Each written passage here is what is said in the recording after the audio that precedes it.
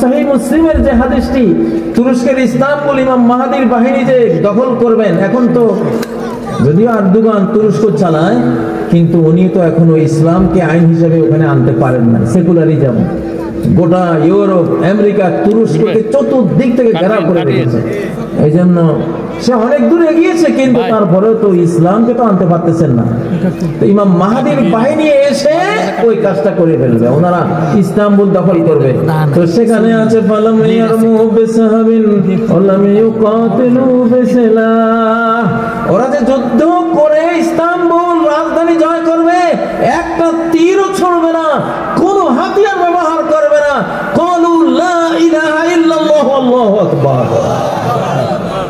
এক তাকবীর দিলে তাকবীরের ছোটে শহর রক্ষা প্রাচীর এক পাশ ভেঙ্গে মাটির সাথে মিশে যাবে। আবার তাকবীর দিবে। এত তুরস্কের ইস্তাম্বুল নগরী সুলতান মোহাম্মদ ফাতেহের আগে কেউ জয় করতে পারেনি, এত সুরক্ষা প্রাচীর এটার মজবুত।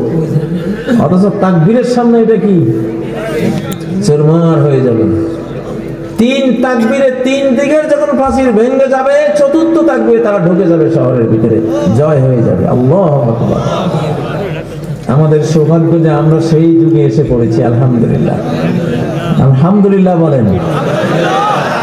আমার সময় তো শেষ ভাইরা, আমি চাই আল্লাহর শেষ 1 মিনিট তাকবীর দিয়ে কাটাবেন। কে মুরব্বী? আপনি একটু দাঁড়ান তো, ভারত থেকে ওরা দেখুক আমাদের মুরব্বীর ক্ষমতাটা।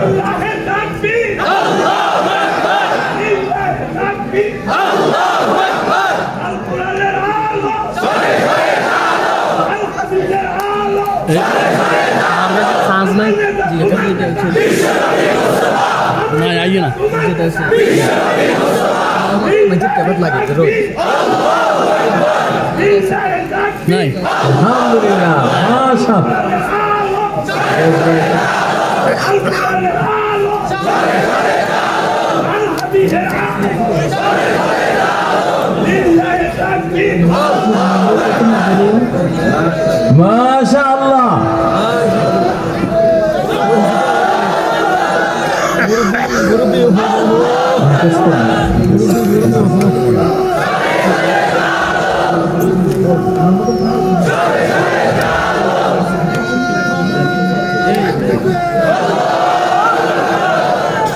আলহামদুলিল্লাহ, আমাদের এই পল্লী গ্রাম অজপাড়া গ্রামে আপনারা